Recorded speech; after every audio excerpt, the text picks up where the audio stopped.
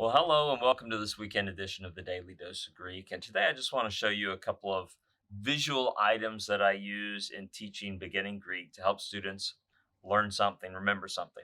One of them is just this little die, and I'm probably going to order a larger one from Amazon because I envision having like this gigantic die that I can bring into class and roll around.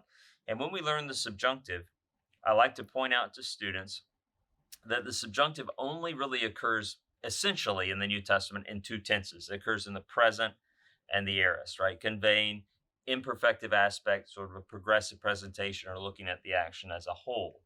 And within the New Testament, about two-thirds of subjunctives are aorist. So when we start learning them, we'll come to one and I'll say, okay, let's just roll the die, boom.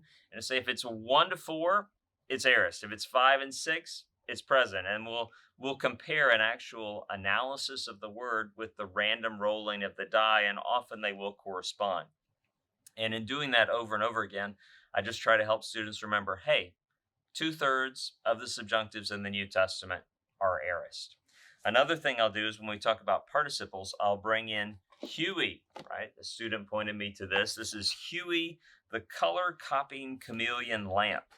And when we're learning about participles, I like to point out that time is completely relative, right? There is no inherent time in the participle. It can refer to action in the past or the present or the future.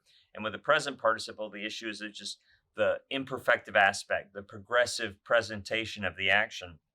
And so a chameleon works well for that because a chameleon, whatever wherever it is, it'll take sort of the time frame of the context. It will take the background color in which it is.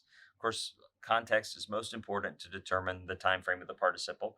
And so the nice thing about this, it has this little matching thing. And so whatever color you put it on, it will match that color, which is kind of cool. And I can go around the room when there's not a pandemic. I can go around the room and put it on the back of someone's shirt, and just visually seeing this over and over again will help students remember, oh wait, the participle, the time, the actual way I'm translating the participle, the time that I'm translating it in is determined by the context, not by the participle itself.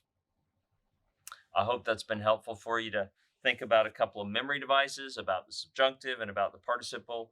And I'm always happy to hear from other professors and from students about their memory devices. And I'm always collecting new ideas.